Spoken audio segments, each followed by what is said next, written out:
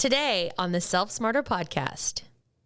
I think the most important thing about trust is that it's a cycle of small moments and it's made up over time. I think we tend to think of trust as being something that is either earned or lost in a big moment. Yeah. And the reality is that trust is, it's made up of many small moments.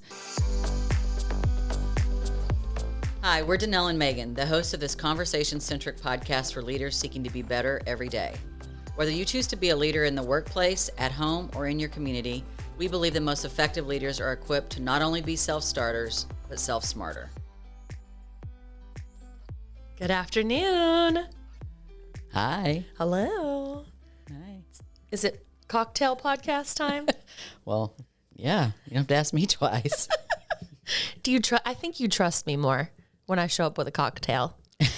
And that could be, off-putting for some people, but I think for you it's not off-putting. Is it off-putting that I showed up with cocktail today? No, I trust you know what you're doing when you bring a cocktail to the studio.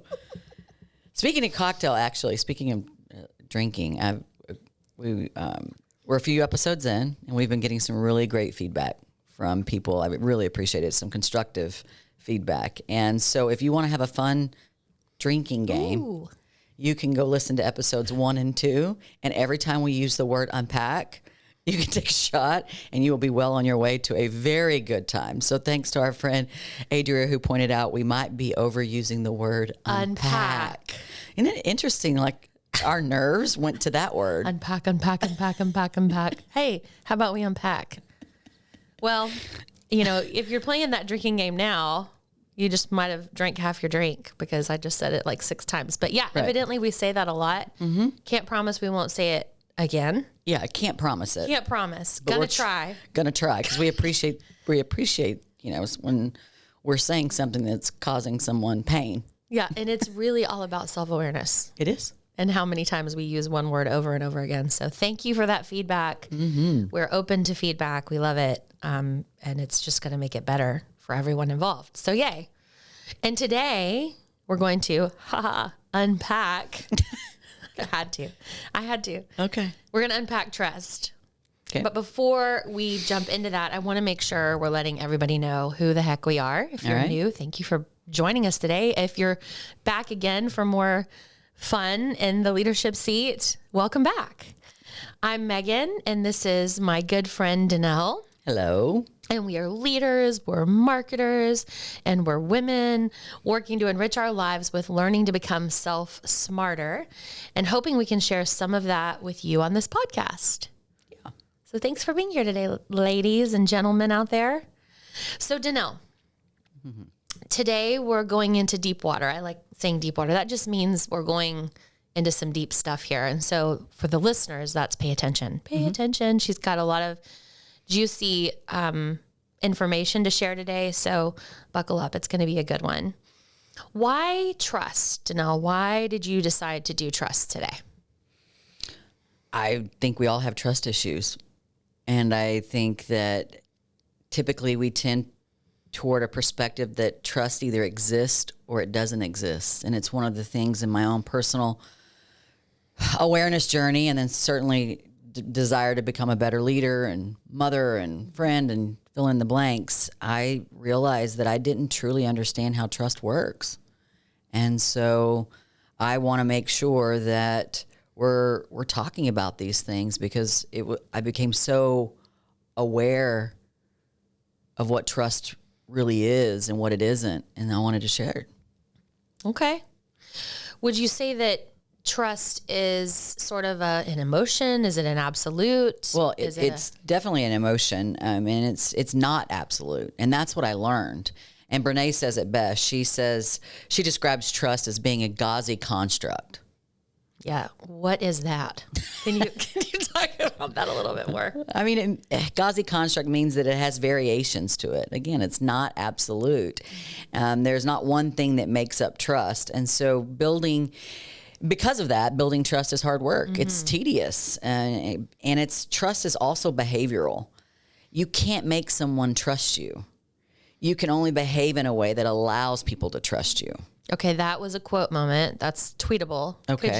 Could you repeat that one more time, because that was really juicy? You can't make someone trust you. You can only behave in a way that allows people to trust you.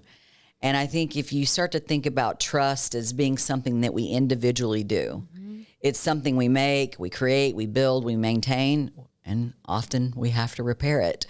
And I think the most important thing about trust is that it's a cycle of small moments, and it's made up over time. I think we tend to think of trust as being something that is either earned or lost in a big moment. Yeah. And the reality is that trust is, it's made up of many small moments. Yeah. And that's when it's the most healthy, quite frankly.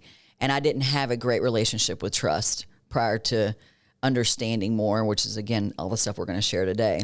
Yeah, there's a lot of deep meaning around trust. Big, wide, deep. It's all over the place. But from your perspective, how do you define it? So when you think of trust in your mind and around business and your personal life, how do you define trust? Well, I couldn't write a better definition than what Charles Feldman has in the Thin Book of Trust. And so he says trust is choosing to risk making something you value vulnerable to another person's actions. Again, I'll say that again. Trust is choosing to risk making something you value vulnerable to another person's actions. That made the most sense to me as to what trust is. Trust is really about vulnerability. It is. And opening yourself up. On the other hand, he defines distrust as being what is important to me is not safe with this person in this situation, and in the worst case, or in any situation. What's important to me is not safe. And that really stood out to me, because sometimes we have to understand, in order to understand what trust really is, you've got to look at, the antonym, if you will, of distrust.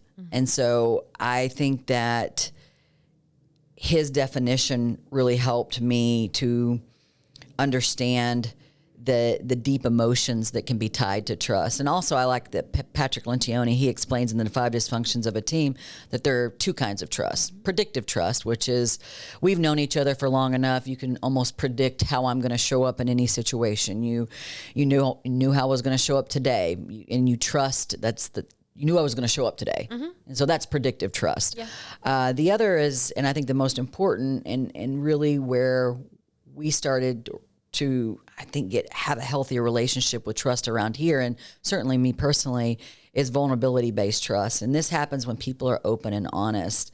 When we as humans are vulnerable with trust, it sounds like this: I need help.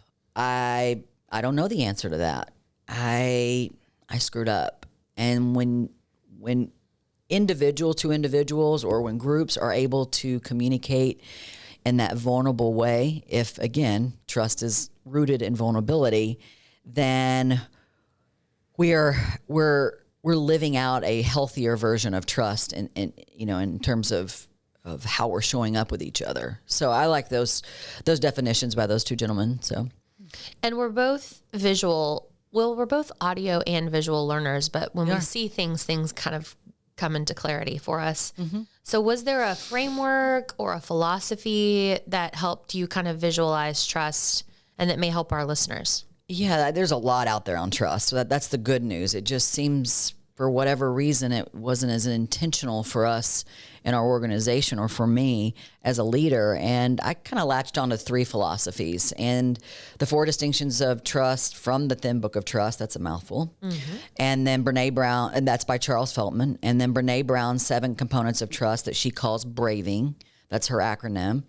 And then in the book, The Infinite Game, Simon Sinek shares 4 criteria for creating trust, which we use here from a leadership perspective, and honestly as a culture cultivator around here.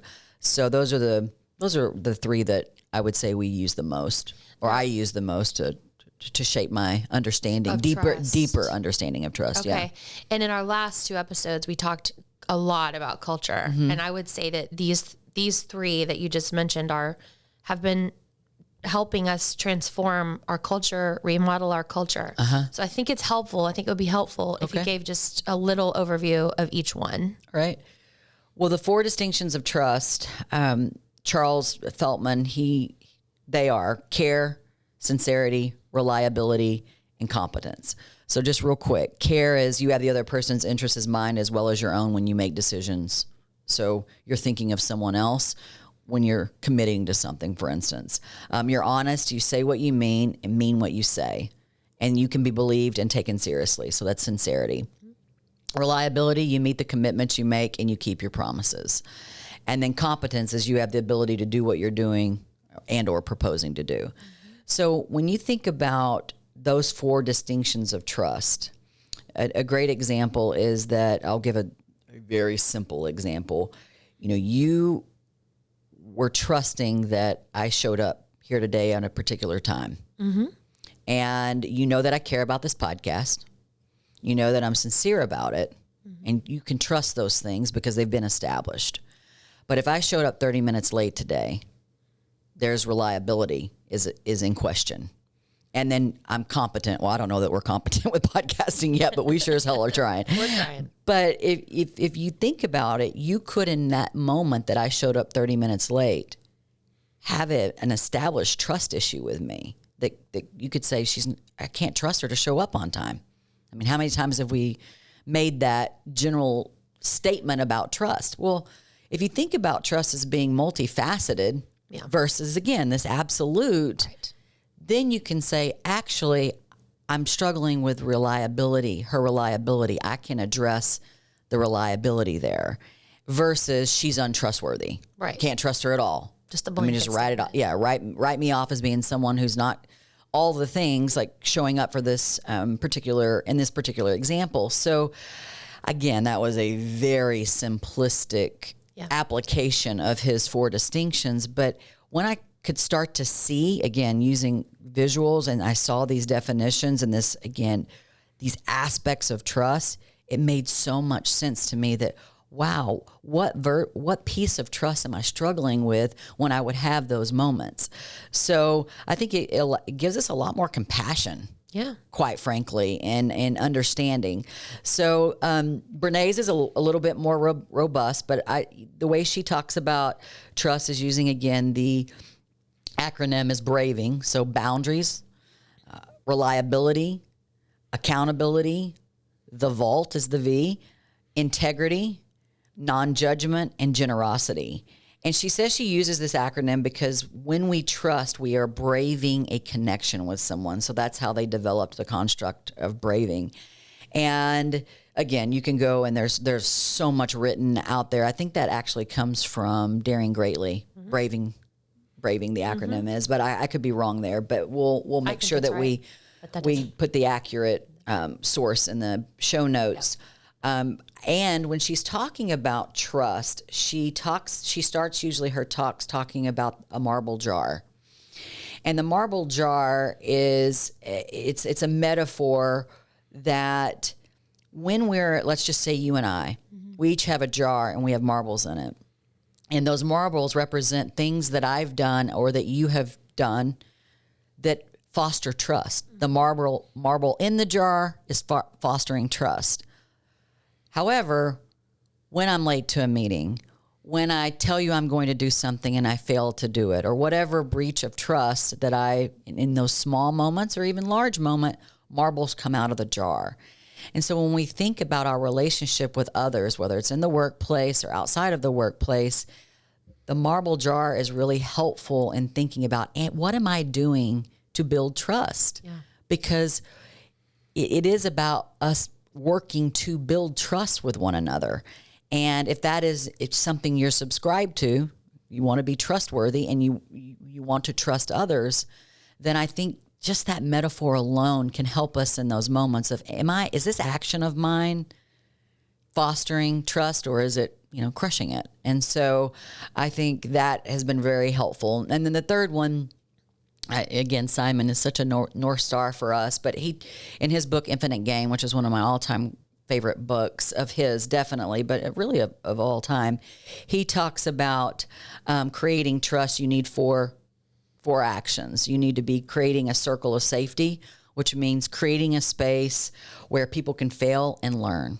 And I think that was not what was happening at DMA 8 years ago. No, but we it didn't is now. necessarily have a safe place to fail and learn. And so, again, creating a circle of safety, showing vulnerability. We all know that I was struggling with that, and we'll talk about that in a second as well. And then use candor with care. So we have to be candid in moments for people to develop, but we can do that with care. We don't have to do that with disdain or nastiness. Exactly. And then live the culture. And what he means by that is there needs to be a very clear set of values and beliefs. And obviously we talked a lot about that in episodes 2 and 3. So you can, their philosophies or constructs, if you will, around trust really helped me, and then eventually this team, see how trust is not something that is just this or that. You know, I trust this person or I don't. That Right. there's a lot of that goes into that, a massive gossy, as to use Brené's word, emotion. Yeah. So, And really, for anyone listening, if they're anything like me and you, really, when we're listening to podcasts, what's probably happening right now, what could be happening is they've got sort of a movie reel going on in their mind, imagining these memories of times when those types of things happened, just like what you mentioned. And so it's real easy to ignore those things, right? But what I think the revelation, at least for me and listening to you speak, is, you know, is it worth the ignoring of that coming in late, 30 minutes late, and that's just a hypothetical, right. Or is it worth the bad behavior on a certain day? It's when those things start to pile up, that jar starts to deplete. So how do we keep those jars from depleting? We say something sooner. Absolutely. And that's really the vulnerability and the care with candor, that all those things are sort of things that we have to execute on as leaders in order for us to be able to build that trust. So that's a huge takeaway. I hope that's resonating with our listeners. Yeah.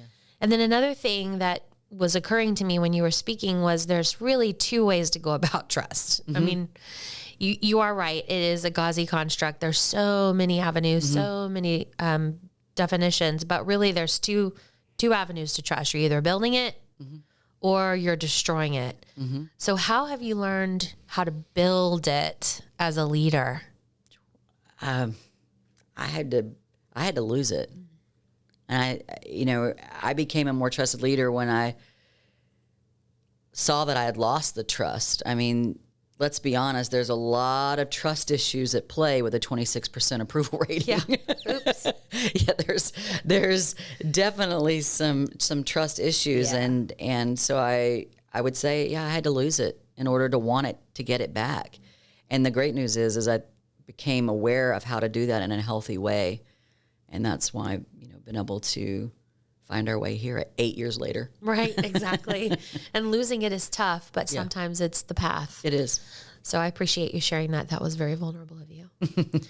What would you say the biggest lessons about trust are that you've learned? So when we're talking about learning, what are the lessons?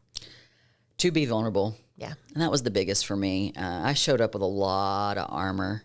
Yeah. A lot of armor. Now, I'm an open, people would consider me pretty transparent, open person. I can be very personable in many different ways, but honestly, I wasn't being vulnerable in a healthy way.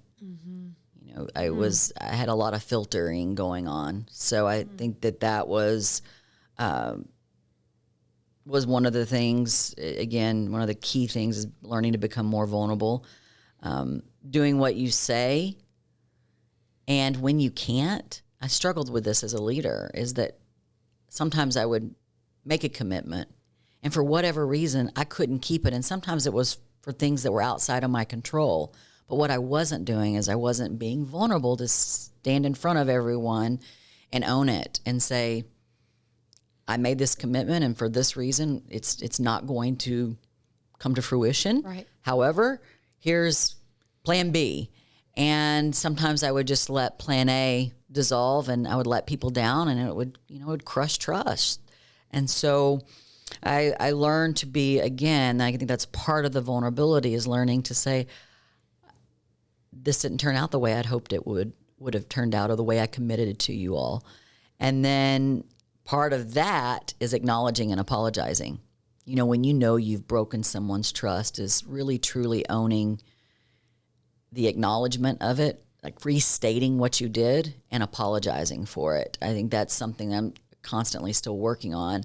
But that part of trust, if you're asking me what my biggest takeaways is, that was absent in the way that I was showing up and quite possibly creating distrust. Right. The self-awareness aspect of the trust conversation, the trust topic is absolutely paramount, because until you know yourself, just to loop back, on previous episodes that we've talked about and future episodes, quite frankly, that we're going to do, if you're not aware of where you stand with the people in your life, whether you're at work, you're at home, you're at a family gathering, if you're not aware of the trust situation, if you're not aware of yourself, first of all, then you're certainly not going to be aware Correct. of the trust, Right. of the trust. Either you've built it or you're in the process of destroying it. And so I think, my next question is what is really an actionable takeaway for that you really want listeners to walk away with today around trust? I would say be intentional with trust. Yeah. And I think that was the greatest step forward that I took and eventually we took, is to be intentional with it. Just don't leave it out there on a limb.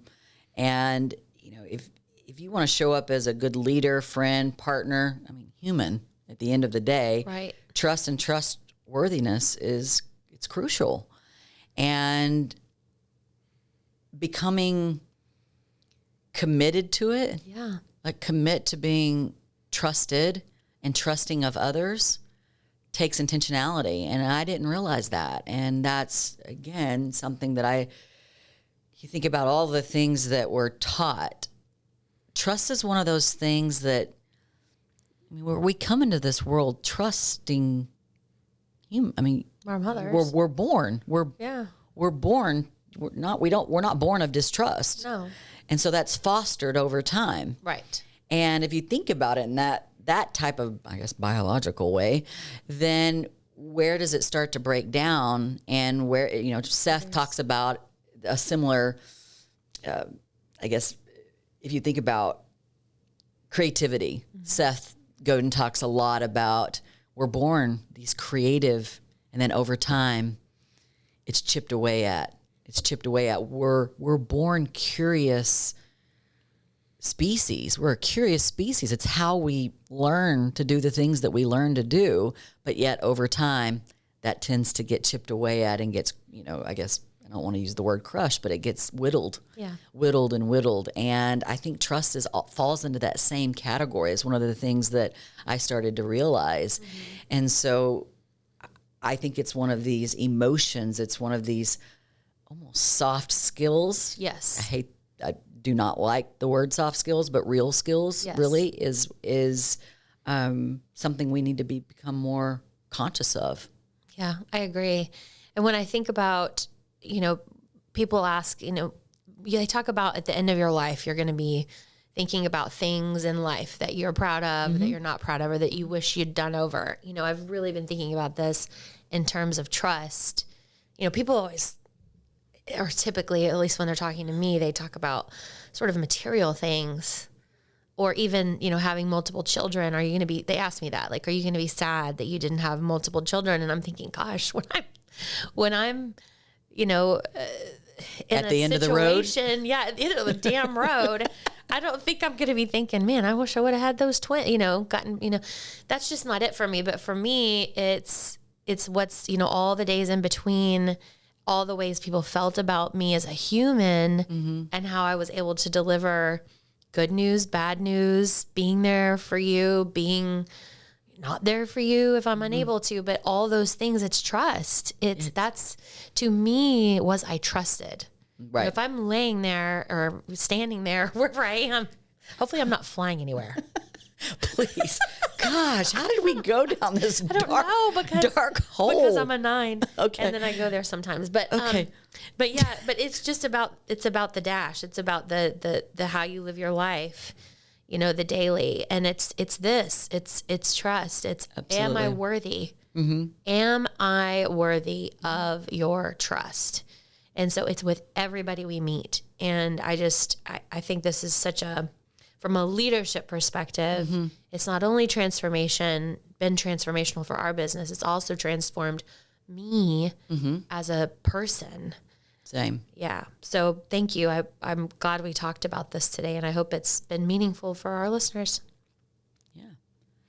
So now that we've gotten off the airplane that was coming to a quick crash, let's talk about music. Yay! I know.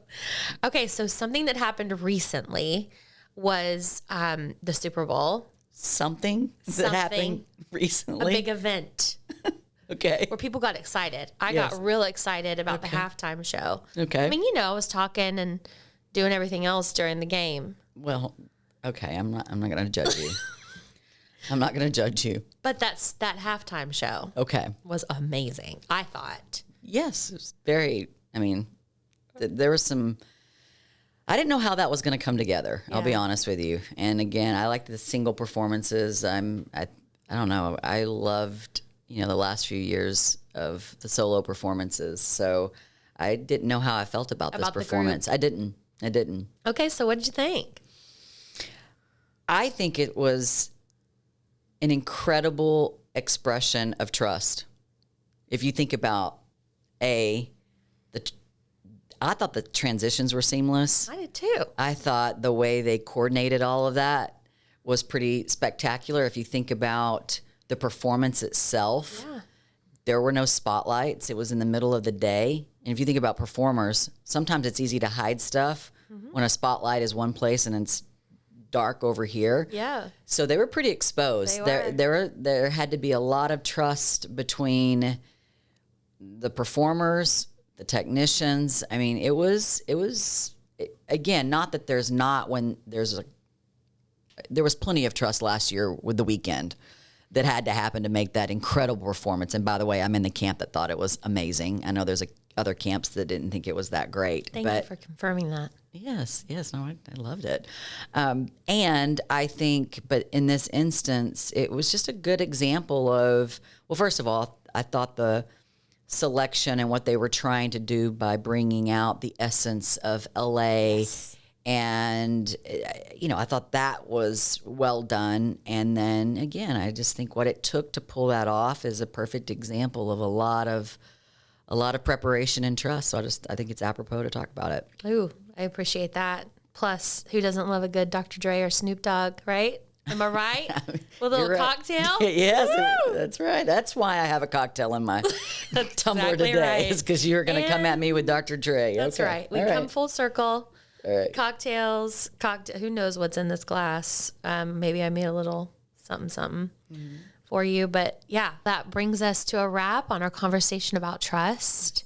We do have a lot of good information that Danelle shared throughout the podcast, and it will be available to you in the show notes on our website, which is selfsmarterpodcast.com. So be sure to take a look at those notes to get those references and those resources that she mentioned during this episode, and just use them as a resource to get your hands on some of this yummy goodness. Danelle, are you excited about next week? I'm very excited about next week. We are going to be, I'll be honest, I took over the content calendar. There was something else slated, and yes, I pulled an audible, to use a football term. And because I started to realize as a company, we are, the next week's episode is going to be, let me tell you what it's going to be about, is why you should be reading Atlas of the Heart now, the book, Brené Brown's new book.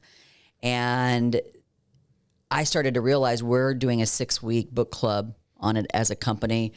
I have people reading it in personal lives. And so I'm seeing the reaction to this book. And what I want to do is invite our readers and listeners to also be reading it while we're doing it, so that future episodes, when we actually dive into the book, it can be more collaborative. But I have to say it again, and I know I've said this in a previous episode, if the Enneagram was one of the significant markers in the turn of this company becoming more self-aware, understanding ourselves, and then understanding each other, I believe that this book, Atlas of the Heart, where we're learning about emotions on a level that I've never experienced. I know the team hasn't. because I can see how we're only halfway through the book, and the exchanges that we're having are so rich and so meaningful. Yes. That I think this is transformational is an overused word, but in my mind, I can't think of another one. But it is, maybe it's groundbreaking. I don't know. Breaking, transformational. And so I really want to talk about next week about the book and try to encourage people to join us in reading it and learning from it, because I can see right now, just in the limited amount of time that we've had with it, how the difference that it's making. Okay. And is there anything special you'd like to announce? Oh, yes. Thank you. I care about this so much that I want to give away 5 copies of the book. Thank you. Yes. So awesome. And and again, if you have the book, then you can still join the promotion or the contest and give it away to a friend. Yes. Yeah, that's a great idea. Yeah. Yeah. So you'll get it if you go right now. You're listening to this on a Monday. So when this podcast, or whenever. Yeah, whenever you listen to it is fine. But if you're listening to it on the day that we're sharing it, which is a Monday, you can go to Self Smarter either on Facebook or Instagram. And Jessie she's our social media manager. We talked about Jessie before, and we're going to talk about her again. But she's going to put up a post with some instructions for you so that you can enter into the contest to win one of 5 Atlas of the Heart books by Brené Brown. How wonderful. Thank you so much, Janelle. Absolutely. So that really brings us to a close today. We hope everybody has a wonderful day and a wonderful week ahead. Yes, thank you. Everyone have a great weekend. As always, you can connect with us on Instagram and Facebook at Self Smarter Podcast. You can also leave a rating or review if you enjoyed what you heard today. Not only does this mean so much to us, but it also helps other leaders and future leaders find our community. Thank you for taking time out of your day to join us in becoming Self Smarter. This podcast is produced by Snacks Media, and music is from a free platform. Well, that is until Brandy Carlisle reaches out to us to write the original score for our podcast. Friends, have a great rest of your day.